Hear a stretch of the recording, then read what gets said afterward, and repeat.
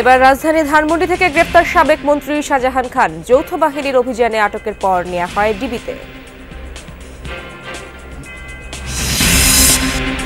বিচার শেষ না হওয়া পর্যন্ত কার্যক্রম চালাতে পারবে না ফ্যাসিবাদী দল। উপদেষ্টা পরিষদের বৈঠকে সিদ্ধান্ত, জুলাই অভ্যুত্থানের স্মৃতি জাদুঘর হবে গণভবন। যেহেতু একটি গণহত্যা আওয়ামী লীগ ঘটিয়েছে এদেশে, সেই গণহত্যার দায় নিয়ে তারা কিভাবে ফিরবে বা তাদেরকে ফিরতে দেওয়া হবে কিনা এটা জনগণ ডিসাইড করবে, এটা জনগণের সিদ্ধান্ত।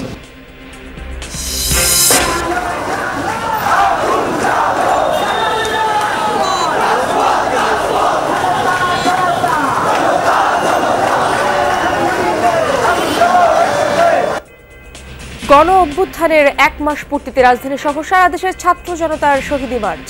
এখনও নিশ্চিত হয়নি চূড়ান্ত বিজয়, বলছে বৈষম্য বিরোধী ছাত্র আন্দোলন।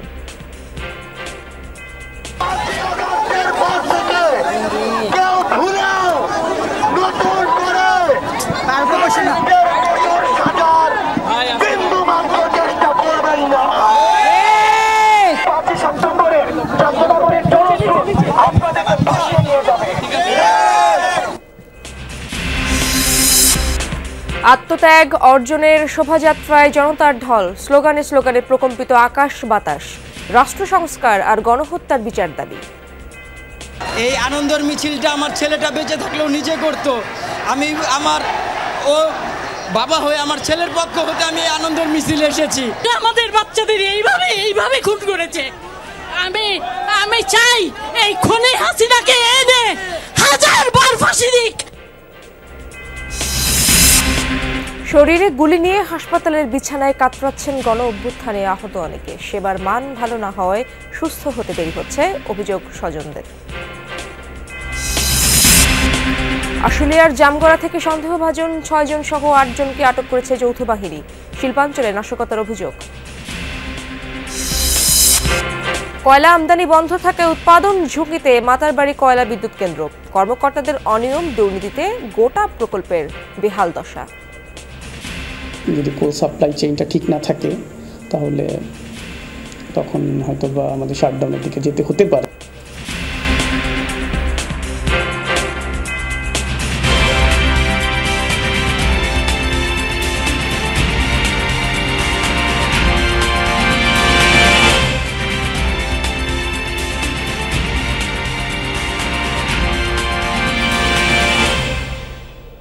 আমন্ত্রণ যমুনা নিউজে, আপনাদের সঙ্গে আছি আমি ইশরাত জাহান। এতক্ষণ শিরোনাম দেখছিলেন। আওয়ামী লীগের প্রেসিডিয়াম সদস্য ও সাবেক মন্ত্রী শাহজাহান খানকে রাজধানী ধানমন্ডি থেকে গ্রেপ্তার করেছে মহানগর গোয়েন্দা পুলিশ ডিবি। গোপন সূত্রে খবর পেয়ে মধ্যরাতে ধানমন্ডি এলাকায় অভিযান চালায় আইনশৃঙ্খলা বাহিনী। এ সময় একটি বাসা থেকে গ্রেপ্তার করা হয় শাহজাহান খানকে।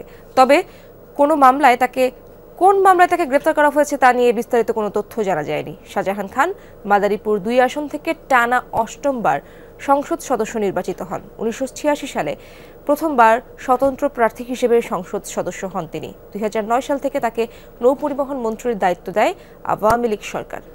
নৌপরিবহন মন্ত্রী থাকাকালীন তার বিরুদ্ধে নানা দুর্নীতি ও অনিয়মের অভিযোগ ওঠে। রংপুর নগরীতে একটি পুকুরে তল্লাশি চালিয়ে লকার ও কালো কাগজের একটি বান্ডিল উদ্ধার করেছে যৌথ বাহিনী। গতরাতে কলেজপাড়ায় একটি ছাত্রাবাসের পেছনের পুকুরে তল্লাশি চালানো হয়। পুলিশ জানায় বুধবার ভোরে নজরুল পাঠাগারের পাশে একটি পরিত্যক্ত লাল রঙের ব্রিফকেস পায় আতিকুর রহমান নামের এক নাইট গার্ড। সেটি বাড়িতে নিয়ে খুলে ভেতরে একটি লকার দেখতে পান তিনি। পরে পাঠাগারের সভাপতি রশিদুল সুলতান বাবলু ও তার বন্ধু মিলনের কাছে লকারটি দেন পুলিশের কাছে দেওয়ার জন্য, কিন্তু তারা সেটি পুলিশকে না দিয়ে নিজেরাই ভেঙে ফেলে। পরে লকারটি পুকুরে ফেলে দেওয়া হয়। খবর পেয়ে অভিযান চালায় যৌথ বাহিনী। আটক করা হয় বাবলু ও আতিককে। ফায়ার সার্ভিসের ডুবুরি দলের সহায়তায় পুকুর থেকে উদ্ধার করা হয় লকারটি। বাবলুর দাবি, ওই লকারে একটি কাগজ এবং কালো কাগজের 18টি বান্ডেল ছিল। কাগজটিতে $73,000 থাকার কথা লেখা ছিল, তবে তাৎক্ষণিকভাবে পুকুর থেকে কোনো ডলার উদ্ধার হয়নি।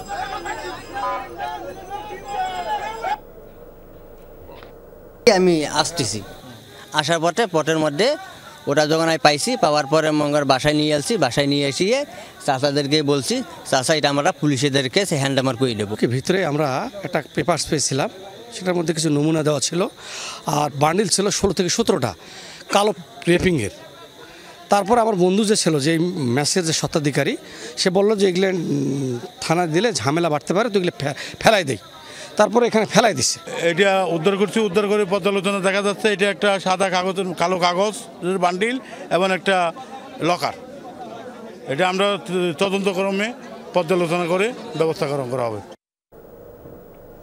দেশে এনে ক্ষমতাচ্যুত প্রধানমন্ত্রী শেখ হাসিনার বিচার করা উচিত। ভারতীয় সংবাদ মাধ্যমে পিটিআইকে দেয়া সাক্ষাৎকারে এই মন্তব্য করেছেন অন্তর্বর্তী সরকারের প্রধান উপদেষ্টা ডক্টর মোহাম্মদ ইউনূস। ভারতে থাকলে বাংলাদেশ ফেরত না চাওয়া পর্যন্ত শেখ হাসিনাকে চুপ থাকার পরামর্শ দিয়েছেন তিনি। অন্তর্বর্তী সরকার প্রধানের বাসভবনে নেয়া সাক্ষাৎকারটি প্রকাশ করেছে পিটিআই। ছাত্র জনতার অভ্যুত্থানে 5 আগস্ট পদত্যাগ করে দেশ ছেড়ে ভারত পালান প্রধানমন্ত্রী শেখ হাসিনা। এরপর গত 1 মাস সেখানেই আছেন তিনি। শেখ হাসিনার বিদায়ের পর নোবেলজয়ী ডক্টর মোহাম্মদ ইউনূসের নেতৃত্বে চলছে অন্তর্বর্তী সরকার। ভারতের প্রেস ট্রাস্ট অফ ইন্ডিয়া বা পিটিআইয়ের প্রশ্নের জবাবে শেখ হাসিনা সম্পর্কে কথা বলেছেন সরকার প্রধান। তার মতে, শেখ হাসিনা যে নৃশংসতা চালিয়েছেন তার বিচার না হওয়া পর্যন্ত শান্তি পাবে না বাংলাদেশের মানুষ। তাকে দেশে ফিরিয়ে শাস্তির আওতায় আনা উচিত বলেও মন্তব্য করেন ডক্টর ইউনূস।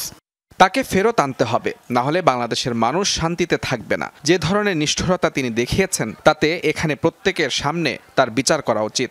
ভারতে বসে শেখ হাসিনার বিভিন্ন রাজনৈতিক বক্তব্যের সমালোচনা করেন প্রধান উপদেষ্টা। বিষয়টিকে অবন্ধুসুলভ আচরণ বলে উল্লেখ করেন তিনি। এসব বক্তব্য দুদেশের জন্যই অস্বস্তির, এমনটাও বলেন ডক্টর ইউনূস।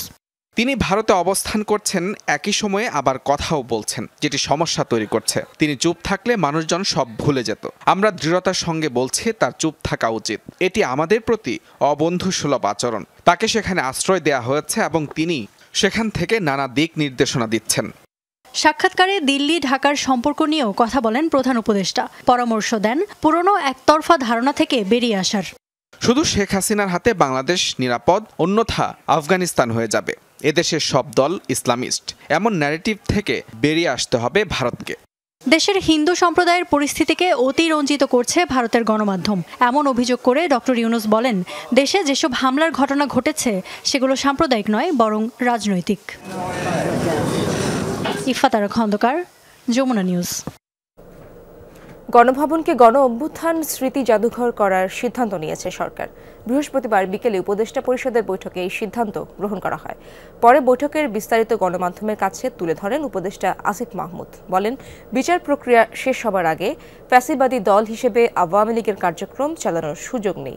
এ সময় গার্মেন্টস শ্রমিক অসন্তোষ কাটাতে রিভিউ কমিটি করা হবে বলেও জানান তিনি।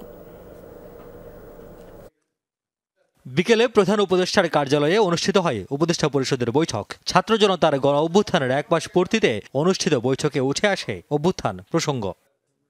সিদ্ধান্ত হয় অভ্যুত্থানে শহীদদের তালিকা করা ও আহতদের দীর্ঘমেয়াদী চিকিৎসা প্রদানের। সন্ধ্যায় ফরেন সার্ভিস একাডেমিতে বৈঠকে নেওয়া সিদ্ধান্ত গণমাধ্যমের সামনে তুলে ধরেন উপদেষ্টা আসিফ মাহমুদ।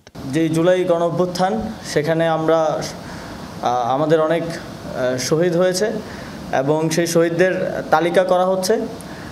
অতি সত্বর মাননীয় প্রধান উপদেষ্টা এবং উপদেষ্টা মণ্ডলীর সদস্যবৃন্দ শহীদ পরিবারের সাথে একটি সাক্ষাৎ করবেন। একটা শহীদ পরিবারদেরকে নিয়ে একটি সম্মেলন করার ব্যাপারে সিদ্ধান্ত গৃহীত হয়েছে। বলেন, গণভবন হবে সত্যিকার অর্থেই জনগণের। সেখানে করা হবে জুলাই অভ্যুত্থানের জাদুঘর। গণভবনকে যেহেতু এদেশের মানুষ, ছাত্র জনতা একটা অভ্যুত্থানের মাধ্যমে জয় করেছে, এটিকে জনগণের জন্য উন্মুক্ত করে দেয়া হবে এবং এই জুলাই গণ অভ্যুত্থানের স্মৃতিকে, শহীদদের স্মৃতি এবং বিগত ফ্যাসিবাদী সরকারের আমলে যত অন্যায় অবিচার হয়েছে সব কিছুর স্মৃতি সংরক্ষণ করার জন্য গণভবনকে জুলাই গণ অভ্যুত্থান স্মৃতি জাদুঘর হিসেবে প্রতিষ্ঠা করা হবে। আসিফ মাহমুদ জানান, দল হিসেবে আওয়ামী লীগের বিচার নিয়ে কোনো আলোচনা হয়নি বৈঠকে। তবে অভ্যুত্থান ঘিরে নারকীয় হত্যাকাণ্ডের বিচার না হওয়া পর্যন্ত ফ্যাসিবাদী দলের কোনো কার্যক্রম পরিচালনার সুযোগ নেই। সম্পূর্ণ বিচার না হওয়া পর্যন্ত তারা রাজনীতি করতে পারবে কি পারবে না, এই প্রশ্নটা আমরা জনগণের কাছে ছেড়েছি। তবে আমরা মনে করি যে কোনো পাবলিক প্রোগ্রাম করার ক্ষেত্রে এই বিষয়ে সরকারের পক্ষ থেকে আমরা ভাবছি সেটাকে কিভাবে বাস্তবায়ন করা হবে, সেটা এখনও সুনির্দিষ্টভাবে আলোচনা হয়নি। তবে আমরা এটাকে অবশ্যই নিরুৎসাহিত করব সম্পূর্ণভাবে বিচার করার জন্য আপনারা জানেন সরকার ইতিমধ্যেই ব্যবস্থা নিয়েছে, আইন মন্ত্রণালয় এটা নিয়ে কাজ করছে। মানবতা বিরোধী অপরাধের হিসেবে তাদের বিচার নিশ্চিত করা হবে। বৈঠকে আলোচনা হয়েছে তৈরি পোশাক শিল্পে চলমান অসন্তোষ নিয়ে। উপদেষ্টা জানান সমস্যার সমাধানে প্রয়োজনীয় উদ্যোগ নিয়েছে সরকার। শ্রমিকদের যে কোনো সমস্যা সমাধানের জন্য একটা রিভিউ কমিটি শ্রম মন্ত্রণালয়ের অধীনে করার বিষয়ে সিদ্ধান্ত হয়েছে। খুব দ্রুতই সেই রিভিউ কমিটিটি ঘোষণা করা হবে, যাতে শ্রমিকরা তাদের সকল দাবি দাওয়া নিয়ে সেই রিভিউ কমিটির কাছে দিতে পারে এবং রিভিউ কমিটি কনসার্ন মিনিস্ট্রি বা কনসার্ন অধিদপ্তর কিংবা পরিদপ্তরের মাধ্যমে সেই সমস্যা দ্রুত সমাধানের জন্য কাজ করে যাবে। পাকিস্তানের মাটিতে পাকিস্তানের বিপক্ষে টেস্ট সিরিজ জেতায় অভিনন্দন প্রস্তাব গৃহীত হয়েছে উপদেষ্টা পরিষদের বৈঠকে। রিয়াজ রায়হান, যমুনা নিউজ, ঢাকা। যত দূর চোখ যায় মানুষ আর মানুষ, মুষ্টিবদ্ধ হাত উঁচিয়ে একসঙ্গে হেঁটেছেন মাইলের পর মাইল। সবার কণ্ঠে বিজয়ের উল্লাস, সাথে সাথে স্লোগানে দ্রোহের আগুন। মুক্ত বাতাসে গলা উঁচু করে শব্দ করার আবেগ ধরে রাখতে পারেননি তারা। বিজয়ের 1 মাসে শহীদদের শ্রদ্ধা ভরে স্মরণ করতে এক মুহূর্ত ভোলেননি স্বজন, সহপাঠী বা শিক্ষার্থীরা। সবার দাবি জুলাই গণহত্যার বিচার আর রাষ্ট্রের সংস্কার। পরে কেন্দ্রীয় শহীদ মিনারে 5 দফা দাবি তুলে ধরেন বৈষম্য বিরোধী আন্দোলনের সমন্বয়করা। বলেন, লড়াই এখনো শেষ হয়নি।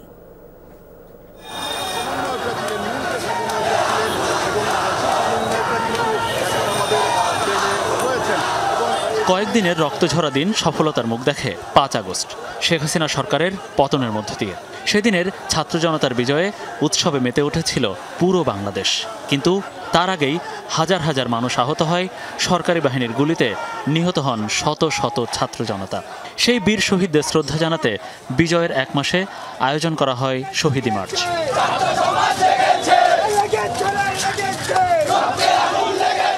বেলা 3:30টায় ঢাকা বিশ্ববিদ্যালয়ের রাজু ভাস্কর্য থেকে শুরু হয় কর্মসূচি। বৈষম্য বিরোধী ছাত্র আন্দোলনের ব্যানারে কর্মসূচিতে যোগ দেন বিভিন্ন শ্রেণী পেশার মানুষ। স্কুল, কলেজ, বিশ্ববিদ্যালয় ছাত্র, শিশু, কিশোর থেকে বয়স্ক কেউ বাদ যাননি এই গণমিছিলে। যারা দেশ চালাচ্ছে নির্দ্বিধায় সবাই তাদের সমালোচনা করতেছে, তাদের ভুল ধরতেছে, এটাই তো স্বাধীনতা। সেই সময় রাজপথে নামা একটা পোস্ট দেয়া মানে ছিল হচ্ছে আমাকে কেটে কুচি কুচি করে কাঁটা চামচ দিয়ে খাইয়ে ফেলবে। এই যে আমরা গলা ফাটিয়ে নিজের কথা বলতে পারছি, সেটার মতো আনন্দ আর হতে পারে না। স্বাধীন দেশে মনে হচ্ছে এই মিছিলে নামলাম, গত 5ই আগস্ট ছিলাম। ওই সময় আসলে একটা আতঙ্কের সময় ছিল, আমরা প্রতিনিয়ত দেখেছি ছোট ছোট বাচ্চাদের জীবন গেছে। শহীদি মার্চ ঢাকা বিশ্ববিদ্যালয় এলাকা পেরিয়ে নীলক্ষেত, সায়েন্স ল্যাব, ধানমন্ডির প্রধান সড়ক ধরে এগোতে থাকে, সঙ্গে হাজার হাজার ছাত্র জনতা। অনেকে এই মিছিলের শুরুটা দেখেছেন, কিন্তু জানেন না শেষ কোথায়। শহীদদের স্মরণে এই কর্মসূচিতে বিজয়ের উচ্ছ্বাস আছে, ছিল বিরহের সুর। সব কিছু ছাপিয়ে একটা মুক্ত স্বাধীন বাংলাদেশকে নতুন করে বিনির্মাণ করছে মানুষ। বলছেন, এভাবে ভয়হীন, শঙ্কাহীনভাবে বেঁচে থাকার নামই জীবন, যা গত 17 বছরে কল্পনা করা যায়নি। মুগ্ধ ভাইয়ের খুনির বিচার চাই, আমরা সাইদ ভাইয়ের খুনির বিচার চাই। এখন আমাদের মেইন উদ্দেশ্য হচ্ছে এই দেশকে রিফরমেশন করা। এখনো বাংলাদেশের মধ্যে শেখ হাসিনার কিছু প্রেতাত্মা রয়ে গিয়েছে, তারা বিভিন্নভাবে মাথাচাড়া দিচ্ছে। চিরুনি অভিযান করে স্বৈরাচারদেরকে বাংলাদেশ থেকে রিমুভ করা হোক। সংসদ ভবনের সামনে দিয়ে ফার্মগেট হয়ে কারওয়ান বাজার, পরবর্তীতে বাংলা মোটর হয়ে কেন্দ্রীয় শহীদ মিনারে জমায়েত হয় ছাত্র জনতার শহীদি মার্চ। শ্রদ্ধায়, ভালোবাসায় নতুন প্রজন্মের মুক্তিযোদ্ধা, বীর সন্তানদের স্মরণ করেন ছাত্র জনতা। বলেন, যাদের আত্মত্যাগে নতুন সম্ভাবনার বাংলাদেশ পেয়েছে জনগণ, কখনোই যেন খাটো না হয় তাদের অবদান। এখানে ছাত্র আন্দোলনের সমন্বয়কদের পক্ষ থেকে 5 দফা দাবিও প্রকাশ করা হয়। শহীদি মার্চের এই কর্মসূচি মনে করিয়ে দিয়েছে পুরো জুলাই মাসের গণ আন্দোলন, মনে করিয়ে দিয়েছে আগস্ট মাসের গণ অভ্যুত্থান। এই যে লাখো জনতা আজকে যারা এই মিছিলে অংশ নিল, প্রত্যেকেরই 2টা দাবি: গণহত্যাকারীদের বিচার এবং রাষ্ট্রের সংস্কার।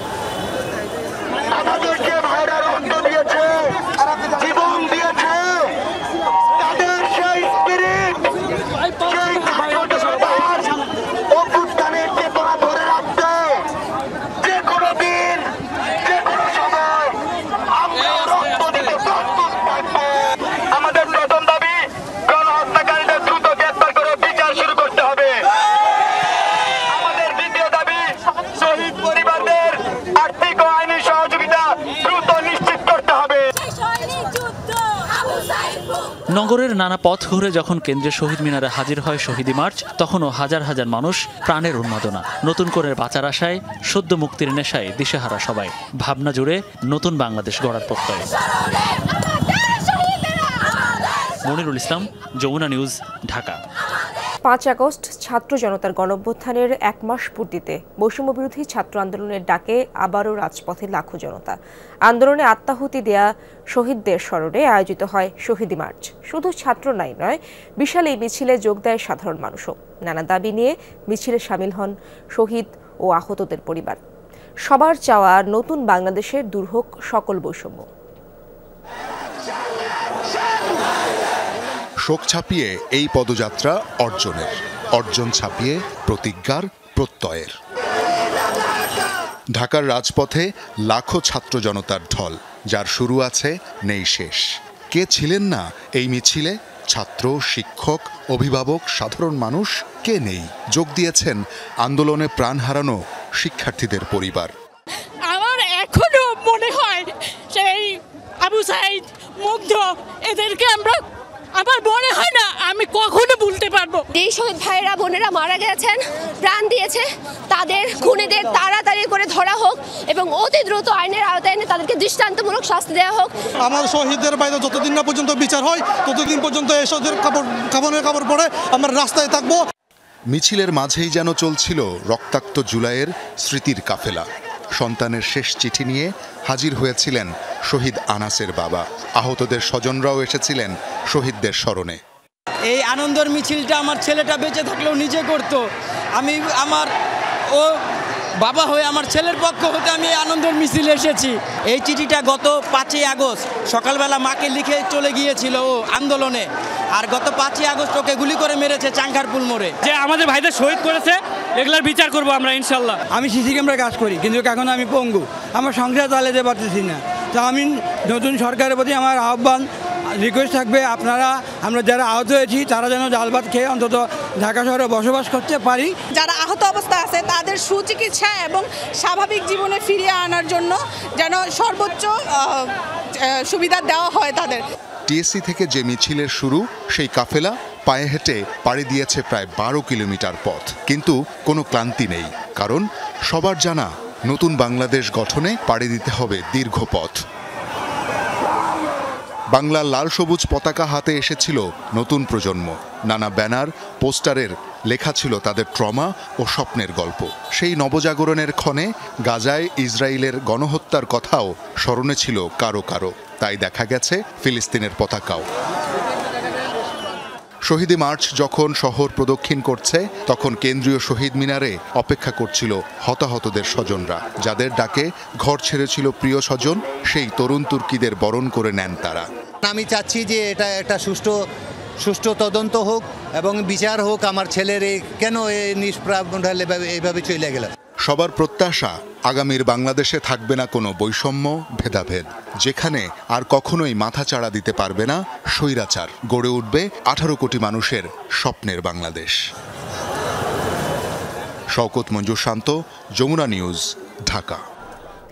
এখনও শরীরে একাধিক গুলি, সারেনি আঘাতের ক্ষত। প্রচণ্ড ব্যথা নিয়ে দিনাজপুরের হাসপাতালে কাতরাচ্ছেন বৈষম্য বিরোধী ছাত্র আন্দোলনে আহতরা। প্রত্যাশা দ্রুত স্বাভাবিক জীবনে ফেরার। স্বজনদের অভিযোগ, সেবার মান ভালো না হওয়ায় সেরে উঠতে সময় লাগছে। কেউ কাতরাচ্ছেন শরীরে অসংখ্য ছড়া গুলি নিয়ে, কারো শরীরে গুরুতর আঘাত। কবে সুস্থ হবে আর কবে ফিরতে পারবে স্বাভাবিক জীবনে তাও নিশ্চিত। দিনাজপুর মেডিকেল কলেজের সার্জারি ওয়ার্ডের এই চিত্র। বৈষম্য বিরোধী ছাত্র আন্দোলনে আহত অনেকে বাড়ি ফিরে গেলেও এখনও 8 জন চিকিৎসাধীন। এখনও অপসারণ করা যায়নি গুলি। অসহ্য যন্ত্রণা নিয়েই করছেন দিনাতিপাত। পায়ে 200+ গুলি আছে, তো ডাক্তার এই পর্যন্ত আমার কাছে একটা বের করছে, শুধু একটা বের মেডিকেল একটা বের করছে, একটা বের করে নাই। এইটা যদি বের করে তাহলে খুব ভালো হয় আমার তাড়াতাড়ি। এনারা বলতেছে আসলে এটা এখন বের করা সম্ভব না। এনারা বলতেছে এটা থাক, এটা 6 মাস বা 1 বছর পরে আমার ট্রিটমেন্ট হবে। সেবার মান নিয়েও রয়েছে রোগী ও স্বজনদের বিস্তর অভিযোগ। জানান চিকিৎসকদের অবহেলার কথাও। ব্যয় সরকারিভাবে বহনের কথা থাকলেও তা দেয়া হচ্ছে না। অনেক ভোগান্তির মধ্যে আছি আমরা এখানে আসে আর কি, সহজ যে চিকিৎসাটা ওইটা পাচ্ছি না। বাচ্চাটা কোনো ওষুধপাতি কিছু দেন নেই, তাই হলো বাচ্চাটাকে আবার ছাড়িয়ে দিচ্ছেন। এরা গরিব মানুষ, কোথায় পাবে পয়সা করি? সরকারি হাসপাতালের সব ধরনের ওষুধ সাপ্লাই আছে, হাতে গ্লোভস সাপ্লাই আছে। আমাদেরকে বলা হয়েছে যে আপনাদের গ্লোভস নিয়ে আসেন, ব্লেড নিয়ে আসেন, তা আমরা কেন ব্লেড নিয়ে আসবো? হাসপাতালের দাবি, ছাত্র জনতার আন্দোলনে গুলিবিদ্ধ 150 রোগীকে চিকিৎসা দিয়েছেন তারা। আহতরাই পেয়েছেন সর্বোচ্চ প্রাধান্য। ছাত্র আন্দোলনে আহত আমাদের এখানে প্রায় 100-এরও বেশি ছাত্র এবং অন্যান্য পেশেন্ট ভর্তি হয় এবং তাদের সবাইকে আমরা সর্বোচ্চ প্রায়োরিটি দিয়ে চিকিৎসা করি এবং অনেকেই সুস্থ হয়ে বাড়ি চলে গিয়েছেন। বর্তমানে আমাদের 8 জন রোগী ভর্তি আছেন এবং এদের অনেকেরই শরীরে 6টা বুলেট বিদ্ধ আছে। ভুক্তভোগী অভিভাবকরা বলছেন, সন্তানকে সুস্থ করা এবং স্বাভাবিক জীবনে ফেরানোই এখন মূল চ্যালেঞ্জ। জারিন অর্নি, যমুনা নিউজ। পোশাক কারখানায় নাশকতার ঘটনায় আশুলিয়া এলাকা থেকে সন্দেহভাজন 6 জনকে আটক ও 2 জনকে গ্রেপ্তার করেছে যৌথ বাহিনী। বৃহস্পতিবার মধ্যরাতে সেনাবাহিনী ও পুলিশ এই অভিযান পরিচালনা করে। আশুলিয়া থানার ওসি মোহাম্মদ মাসুদুর রহমান জানান, গ্রেপ্তারকৃতরা জুট ব্যবসায় প্রভাব বিস্তার সহ নাশকতার উদ্দেশ্যে পরিকল্পিতভাবে গার্মেন্টস শ্রমিকদের উস্কে দেয়। শ্রমিকদের মধ্যে অস্থিরতা সৃষ্টি করতে ভাড়া করে আনা হয় বহিরাগতদের। গত কয়েকদিন বিভিন্ন দাবিতে সাভার, আশুলিয়া ও গাজীপুরে তৈরি পোশাক শিল্প সহ অন্যান্য খাতের শ্রমিকদের আন্দোলনের কারণে শিল্পাঞ্চলে অস্থিরতা দেখা দেয়। এই আন্দোলনে ইন্ধনদাতাদের বিরুদ্ধে ব্যবস্থা নিতে অভিযান শুরুর নির্দেশনা দিয়েছে সরকার। এর প্রেক্ষিতে অভিযান শুরু করেছে যৌথ বাহিনী। সেনাবাহিনী এবং র্যাব এবং পুলিশের একটি যৌথ অভিযান শুরু হয়। এই যৌথ অভিযানে আমরা 2 জনকে আটক করেছি। এরা মেনলি এই জুট ব্যবসাকে কেন্দ্র করে, যাতে তাদের আগে সিন্ডিকেট করে তারা যে জুট ব্যবসা করেছে এই জুট ব্যবসা তারা নিয়ন্ত্রণ করতে পারে, এর জন্য মানুষকে মোটা অঙ্কের টাকা দিয়ে বহিরাগত লোকজন দিয়ে এই অরাজকতা সৃষ্টি করছে। মাতারবাড়ি কয়লা বিদ্যুৎ কেন্দ্রে উৎপাদন অনেকটাই বন্ধের ঝুঁকিতে। জাপানি প্রতিষ্ঠানের সাথে চুক্তি শেষ, ফলে কয়লা আমদানি বন্ধ থাকায় দেখা দিয়েছে এই সংকট। তার উপর কর্মকর্তাদের অনিয়ম, দুর্নীতিতে প্রকল্পের অবস্থাও বেহাল। মাতারবাড়ি কয়লা বিদ্যুৎ প্রকল্পের কেন্দ্রগুলো কমিশনিং করার জন্য কয়লা আনা হয় জাপানের সুমিতমো কর্পোরেশনের মাধ্যমে। গত আগস্টে তাদের সাথে চুক্তি শেষ। এখন কয়লা অবশিষ্ট আছে 2,80,000 টন, যা দিয়ে 1 থেকে 1.5 মাস উৎপাদন চালু রাখা যাবে বলছেন কর্মকর্তারা। কোল যদি শেষ হয়ে যায় তাহলে তো যেহেতু কোল বেস পাওয়ার প্ল্যান্ট, কয়লার সংকটের কারণে প্ল্যান্ট আমাদেরকে প্রিজার্ভ করে রাখতে হবে কোল আসার আগ পর্যন্ত। নিয়ম অনুযায়ী সুমিতমোর সরবরাহ করা কয়লা শেষ হওয়ার আগেই কোল পাওয়ার জেনারেশন কোম্পানির দরপত্র আহ্বানের মাধ্যমে কয়লা কেনার কথা, কিন্তু শীর্ষ কর্মকর্তাদের অনিয়ম, দুর্নীতি এবং আদালতে মামলার কারণে তাও আটকে গেছে। 2 মাস পরে হয়তো একটা অনিশ্চিত, যদি কোল সাপ্লাই চেইনটা ঠিক না থাকে তাহলে তখন হয়তো বা আমাদের শাটডাউনের দিকে যেতে হতে পারে আর কি, যদি কোল সাপ্লাই চেইনটা আমরা নিশ্চিত না করতে পারি। এই বিষয়ে প্রকল্প পরিচালক ও প্রধান প্রকৌশলী কথা বলতে নারাজ। দুজনের বিরুদ্ধেই ব্যাপক দুর্নীতি, স্বজনপ্রীতির অভিযোগ রয়েছে। গত 30 আগস্ট তাদের নির্দেশে জাহাজে করে সরিয়ে নেয়ার সময় 15 কোটি টাকার কেবল জব্দ করে নৌবাহিনী। এই ঘটনায় মামলাও হয়েছে। নিরাপত্তা বাহিনী দিয়ে এখানে নিরাপত্তা দেওয়া হচ্ছে। এখানে প্রায় আমাদের বাউন্ডারিটা হচ্ছে প্রায় 9.5 কিলোমিটার। ওরা যে কেবল এবং কন্টেনার নিচ্ছিল, সেখানে আপনার গেট পাসের সাথে ওদের ইনভয়েস ছিল না। তো ইনভয়েস না থাকলে তো ওটা ধরেন ওদের মালামালও যেটা বৈধ বলা যাবে না। 2023 সালে যাত্রা শুরুর পর এই কয়লা বিদ্যুৎ কেন্দ্র থেকে গত 31 আগস্ট পর্যন্ত জাতীয় গ্রিডে বিদ্যুৎ সরবরাহ হয়েছে 364,81,75,446 ইউনিট বিদ্যুৎ। মামুন রশিদ অফি, যমুনা নিউজ।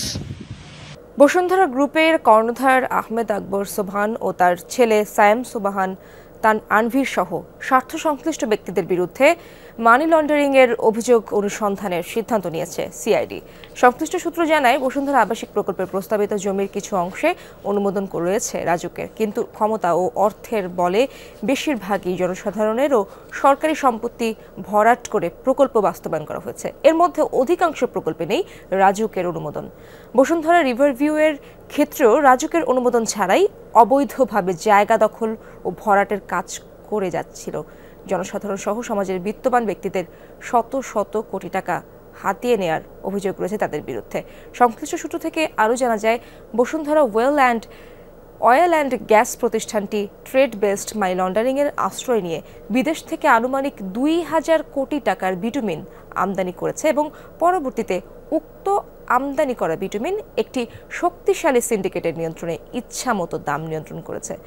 মনোপলি বিজনেসের মাধ্যমে বাংলাদেশের বিভিন্ন স্থানে সরবরাহ করার অভিযোগ রয়েছে প্রতিষ্ঠানটির বিরুদ্ধে। বসুন্ধরা গ্রুপের এসব স্বার্থ সংশ্লিষ্ট বিভিন্ন প্রতিষ্ঠানের বিরুদ্ধে প্রতারণা, জালিয়াতি সহ হাজার হাজার কোটি টাকা আত্মসাৎ ও পাচার সংক্রান্ত অভিযোগের প্রেক্ষিতে মানি লন্ডারিং অনুসন্ধানের সিদ্ধান্ত নিয়েছে সিআইডি।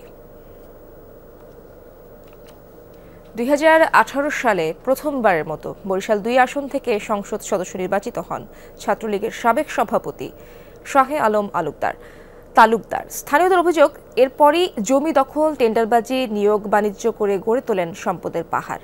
দ্বাদশ সংসদ নির্বাচনে মনোনয়ন পাননি তিনি। ৫ আগস্টের পর থেকে আত্মগোপনে আছেন। শাহে আলমের বিরুদ্ধে অনুসন্ধানে নেমেছে দুদক। বানারীপাড়া পৌর শহরে বিলাসবহুল বাড়ি নির্মাণ করেছেন বরিশাল ২ আসনের সাবেক সংসদ সদস্য শাহে আলম তালুকদার। ২০১৮ সালের নির্বাচনে জয়ী হওয়ার পর টিনশেড ভেঙে এটি গড়েছেন তিনি। তবে বাড়ি নির্মাণের জন্য সরকারি খালের জমি দখলের অভিযোগ তার বিরুদ্ধে। এমপি হওয়ার পরে সে আমাদের ওই প্রাচীন খালটা ভরে সে খালের আমাদের কিনার থেকে হাবিব বেগ বাসা জায়গার কিনার থেকে সে দেয়াল করে নিয়ে গেছে। উনি যে নতুন ভবন নির্মাণ করছে তখন থেকে আমরা ১৩ লাখ টাকার উপরে আমরা পাবো টাকা, কিন্তু কয়েকবার তাকে দেওয়া যাওয়ার পরিপ্রেক্ষিতে তারা কোনো টাকা দেয় নাই। শুধু খাল নয়, অনেকের জায়গা জমি দখলের অভিযোগ আছে শাহে আলমের বিরুদ্ধে। চেষ্টাও করেছিলেন অনেকের জমি দখলের। বিপ্লবী কুমুদ বিহারী গুহ ঠাকুরতার স্মৃতিস্তম্ভের দেয়াল ভেঙে জন্ম দিয়েছিলেন আলোচনার। মাদক থেকে শুরু করে ভূমি দস্যুতা থেকে শুরু করে এমন কোনো সেক্টর নাই সে দুর্নীতি করে নাই, অনিয়ম করে নাই। জায়গা না দেওয়ার মতো কোনো পরিস্থিতি আর নাই। এই জায়গাগুলো সে কিনতে পারে, তাহলে 2টা বাড়ি অলরেডি একটা তো কমপ্লিট কবজার ভিতরে চলে গেছে, তার আরেকটা বাকি আছে। কেস মামলা করছে, আমার ঘর এমন অবস্থা হয়েছে, আমার একটা মেয়ে আছে, মেয়েরও বইতে কলেজ টলেজ যাই না। শিক্ষা প্রতিষ্ঠানের নিয়োগ বাণিজ্য সহ আরও নানা অনিয়ম দুর্নীতির অভিযোগ আছে সাবেক এই সংসদ সদস্যের বিরুদ্ধে। শাহে আলমের 2 ছেলে কানাডা প্রবাসী। স্থানীয়দের অভিযোগ, অবৈধভাবে অর্থ পাচার করে সেখানেও সম্পদের পাহাড় গড়ে তুলেছেন সাবেক এই সংসদ সদস্য। শাহে আলমের বাবা সাইদুদ্দিন তালুকদারকে নিয়েও রয়েছে বিতর্ক। কিন্তু উনি রাজাকার ছিলেন, এখানে বেশ কয়েকজন। আমি রাজাকার নিয়ে লিখছি যে রাজাকার পরিবারের কারণে মনোনয়ন দেওয়া হবে না। এতে সে ক্ষিপ্ত হইয়া আমার উপরে নির্বাচিত হয়েই আমার উপরে হামলা চালাইছে বন্দর বাজারে। আমরা তো কারো ক্ষতি করি নাই না কিছু করেছি, তো আমাদেরকেও মানে মামলা দিয়ে হয়রানি করেছেন। অনিয়ম দুর্নীতির কথা অস্বীকার করেছেন শাহে আলম তালুকদার। দাবি করেছেন বৈধ পন্থায় গড়েছেন সব। যা আছে সবই আমার ব্যবসায়িক ফাইলে আছে। আমি দুদকের মতো কোনো কাজ করলে অন্তত এলাকায় শুনতে পারতাম যে আমি এলাকায় কিভাবে কাজ করছি। সাধারণ মানুষের পাশ থেকে আমার কাছে আইসা দল মত নির্বিশেষে সবাই আইসা আমাকে যে কেউ খালি হাতে ফিরে দেবে, যে আমি আসতে চেষ্টা করছি। নিজের নাম মুক্তিযোদ্ধা তালিকায় ওঠাতে চেয়েছিলেন সাবেক এই সংসদ সদস্য, তবে মুক্তিযোদ্ধাদের তীব্র প্রতিবাদে তা পারেননি। কাউসার হোসেন, যমুনা নিউজ, বরিশাল। রাজধানীর পলাশীর মোড়ে নির্মাণাধীন ভবন থেকে ইট পড়ে মাথায় গুরুতর আঘাত পেয়েছেন বুয়েটের 3য় বর্ষের এক শিক্ষার্থী। বিকেলে ভবনটির নিচ দিয়ে যাওয়ার সময় আহত হন শিক্ষার্থী তাসিফ মাহির। পরবর্তীতে তাকে ঢাকা মেডিকেলের আইসিইউতে ভর্তি করা হয়। এ ঘটনার পর রাতেই পলাশীর মোড়ে অবস্থান নেন বুয়েটের শিক্ষার্থীরা। দাবি জানান তদন্ত করে এই ঘটনায় দায়ীদের বিচারের আওতায় আনার, আর বিচার না হওয়া পর্যন্ত ভবনটি তালাবদ্ধ রাখারও কথা বলেন শিক্ষার্থীরা। জানান নিরাপত্তা ব্যবস্থা ছাড়া নির্মাণ কাজ চলায় এমন ঘটনা ঘটেছে। এর আগেও ওই বিল্ডিং থেকে রড পড়ে পথচারী এক মহিলা মারা গেছেন বলে জানান শিক্ষার্থীরা। ওয়ালটা ইটটা পড়ছে এটা আমরা দেখিনি, কিন্তু পরে যাত্রী বলছে যে ওনার মাথার রিক্সাওয়ালা বলছে যে ইট পড়ছে। আসার সময় বিল্ডিং থেকে হঠাৎ করেই একটি ইট মানে কিভাবে পড়েছে জানি না, বাট ওইখান থেকে অনেক উপর থেকে আর কি তার মাথার উপর পড়ে এবং আমরা জানতে পারি যে তার মাথার স্কাল কয়েক টুকরো হয়ে ব্রেনের ভেতরে কিছু অংশ ঢুকে যায়, মানে ব্রেনের স্কালের হাড্ডিটুকু আর কি। চাঁদপুরের বিভিন্ন এলাকা থেকে বন্যার পানি নামতে শুরু করেছে, এতেই ফুটে উঠেছে ক্ষতচিহ্ন। ক্ষতিগ্রস্ত সড়কের ছোট বড় খানাখন্দে এখনও পানি। চলাচলকারীরা বলছেন ব্যবহারের অনুপযোগী হয়ে পড়েছে সড়ক, দ্রুত মেরামতের দাবি তাদের। বন্যার পানিতে ভেসে গেছে সড়কের পিচ, কোথাও জড়িয়ে আছে ইটের পরতে। পাকা সড়ক ধুয়ে বেরিয়ে পড়েছে কাদামাটি প্রলেপ।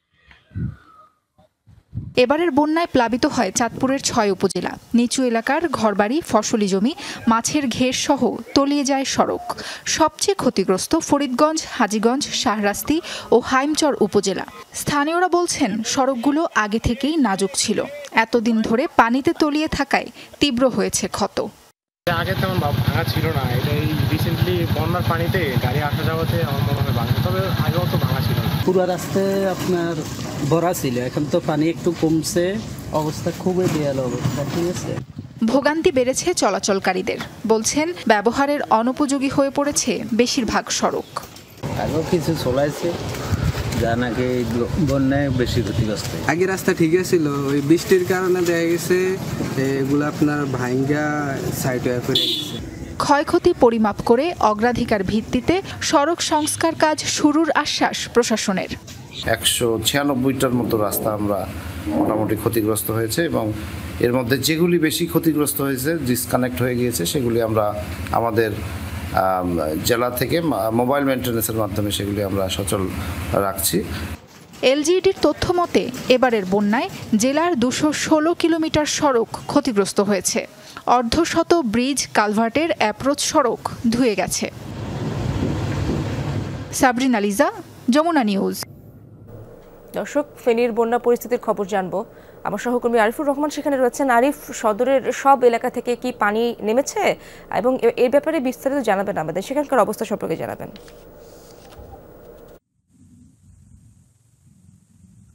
ইশরাত, ভারতের পানি আগ্রাসনের শিকার হয়েছে ফেনী। যে 43টি ইউনিয়ন রয়েছে, সে 43টি ইউনিয়নের কোনো গ্রাম বাদ যায়নি কোনো শিক্ষা প্রতিষ্ঠানও। আমি আছি এই মুহূর্তে ফেনীর পিটিআই, একদিকে হচ্ছে যে পিটিআই যেটি ট্রেনিং সেন্টার, অন্যদিকে হচ্ছে যে পিটিআই স্কুল। এখানে এসে যেটি দেখতে পেয়েছি যে ভারতের যে পানি আগ্রাসনের শিকার হয়েছে, যে একটি প্রতিষ্ঠানে যে সকল দাপ্তরিক কাগজপত্র, আসবাবপত্র যা যা রয়েছে সবই লন্ডভন্ড হয়ে গিয়েছে। আমি আপনাকে একটু দেখানোর চেষ্টা করছি। এই যে দাপ্তরিক যে সকল কাগজপত্রগুলো তারা শুকানোর জন্য দিয়েছে গতকাল রাতে এবং আজকে সকালের বৃষ্টিতে, সেই কাগজগুলো আসলে এখানে ভিজে একাকার হয়ে গেছে। শুধু এখানকার এই চিত্র না, এর বাইরে হচ্ছে যে জেলার প্রত্যেকটি শিক্ষা প্রতিষ্ঠানের একই অবস্থা। আমরা ফেনীর যিনি জেলা প্রশাসক তার সাথে কথা বলেছি, তিনি যেটি জানিয়েছেন যে ফেনীতে মোট প্রাথমিক স্কুল রয়েছে 559টি, সেটির মধ্যে গতকালকে 50টি মাত্র চালু করা গেছে। এর বাইরে হচ্ছে যে মাধ্যমিক, উচ্চ মাধ্যমিক এবং মাদ্রাসা, সেখানে রয়েছে 351টি। সে 351টির মধ্যে গতকালকে পর্যন্ত 40টি তাদের শিক্ষা কার্যক্রম চালিয়েছে।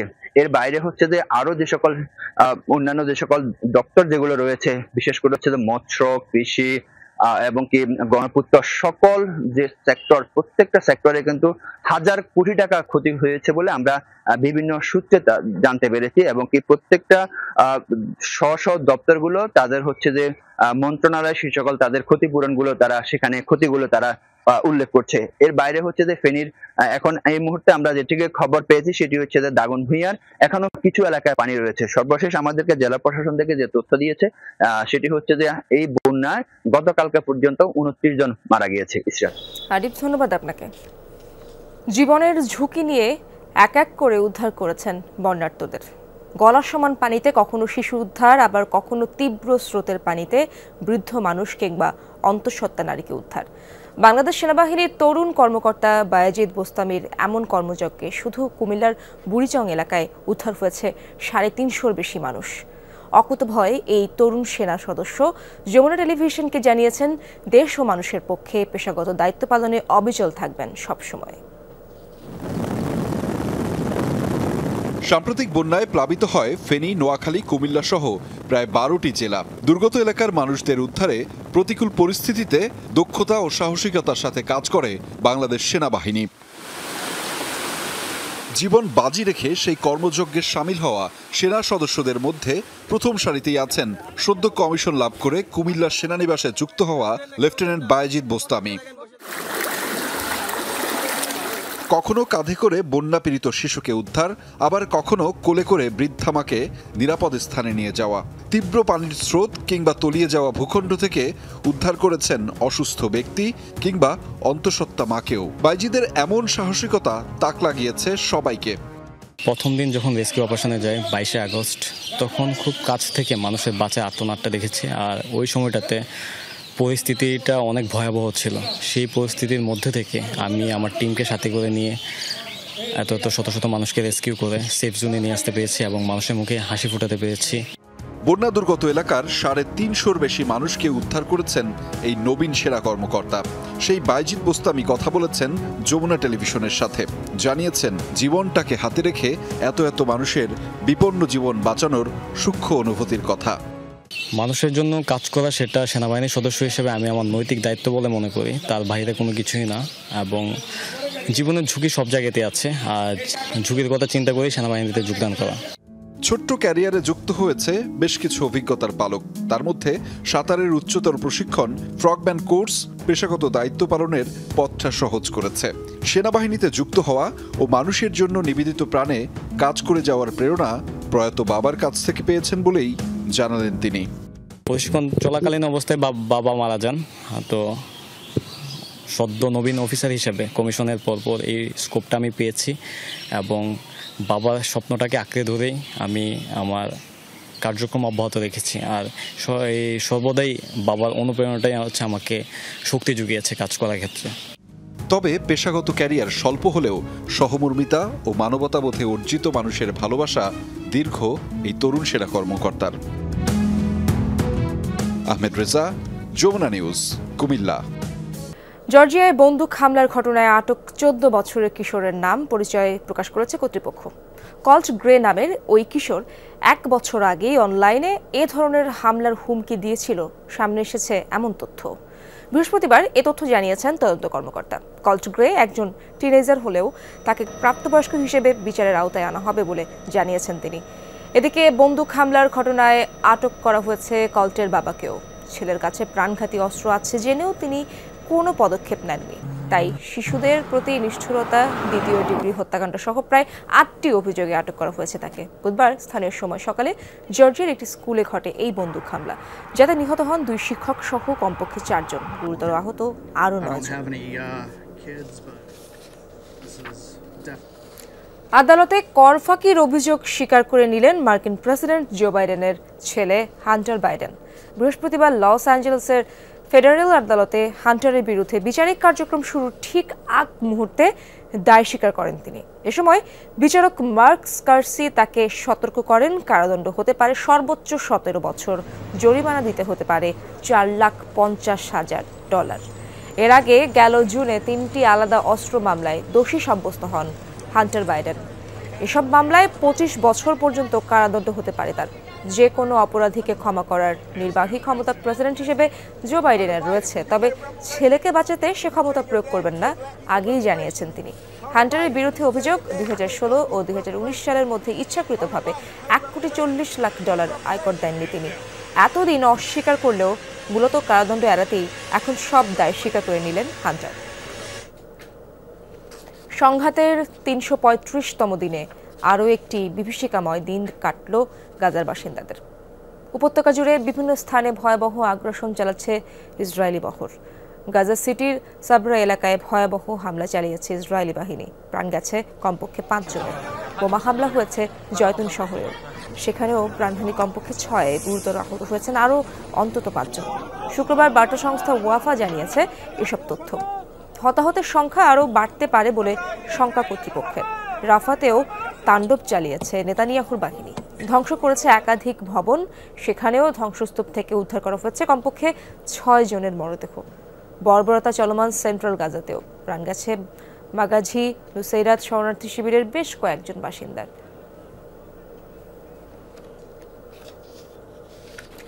সুদূর দক্ষিণ আফ্রিকার একটি শহরে আছড়ে পড়েছে উল্কাপিণ্ড। বিস্ময়কর এই ঘটনার বিশ্বব্যাপী সৃষ্টি হয়েছে তুমুল আলোড়ন। গবেষণার জন্য উল্কাপিণ্ডটি সংরক্ষিত আছে দেশটির উইটস বিশ্ববিদ্যালয়। গবেষকদের দাবি, বিরল উল্কাপিণ্ডটিকে নিয়ে বিস্তর গবেষণার সুযোগ রয়েছে। বাড়ির পেছনের উঠানে খেলতে খেলতে হঠাৎ শোনা গেল বিকট আওয়াজ। প্রচণ্ড বেগে আকাশ থেকে পড়ল পাথর। 9 বছর বয়সী ছোট্ট মেয়ে এলিজে দতুয়ের হাতে নিয়ে দেখল পাথরটি বেশ গরম। পরে জানা গেল পাথরটি আসলে সাধারণ কোনো পাথর নয়, বরং উল্কাপিণ্ড। আলোড়ন সৃষ্টি করা ঘটনাটি দক্ষিণ আফ্রিকার ইস্টার্ন কেপ প্রদেশের এনকোয়েবা শহরের। বিকট শব্দে আকাশ থেকে উজ্জ্বল কিছু একটা পড়তে দেখি। কাছে গিয়ে দেখি একটা ধূসর পাথর। হাতে নিয়ে বুঝতে পারি পাথরটি বেশ উত্তপ্ত, ঠিক যেমন চুলা থেকে চা নামালে গরম থাকে। মা পাথরটি সম্পর্কে কৌতূহলী হয়ে গুগলে অনুসন্ধান করেন। পরে ধারণা করেন পাথরটি উল্কাপিণ্ড হতে পারে। উল্কাপিণ্ড নিয়ে গবেষণা করছে দক্ষিণ আফ্রিকার উইটস বিশ্ববিদ্যালয়ের একদল গবেষক। গত মাসে ভূপাতিত হওয়া উল্কাপিণ্ডটির ওজন 90 গ্রামের কম এবং ব্যাস প্রায় 5 সেন্টিমিটার। উল্কাপাত যখন দ্রুত গতিতে ধেয়ে আসতে থাকে তখন তা শক্তিশালী কম্পন ও শব্দের সৃষ্টি করে। বাতাস ভেদ করে উল্কা চলে যাওয়ার সময় ঘর্ষণের ফলে সেখানে কয়েক হাজার ডিগ্রি সেলসিয়াস তাপমাত্রা সৃষ্টি হয়, ফলে আয়নিত হয়ে ওঠে উল্কার গতিপথের বাতাস। এজন্যই উল্কার গতিপথকে আমরা আলোকিত দেখি। এনকোয়েবা শহরের নামানুসারে উল্কাপিণ্ডটির নামকরণ করা হয়েছে এনকোয়েবা meteorite. Tazrian Sobhan, Jamuna news. UEFA nations লিগের খবর। রোনালদোর ইতিহাস গড়ার রাতে লিসবনে এ লিগের 1 নম্বর গ্রুপের ম্যাচে ক্রোয়েশিয়াকে 2-1 গোলে হারিয়েছে পর্তুগাল। এই ম্যাচেই 900 গোলের মাইলফলক স্পর্শ করেন ক্রিস্টিয়ানো রোনালদো। অন্যদিকে সার্বিয়ার রাজধানী বেলগ্রেডে হোঁচট খেয়েছে স্পেন। এ লিগের 4 নম্বর গ্রুপে সার্বিয়া ও স্পেনের ম্যাচটি গোলশূন্য ড্র হয়েছে।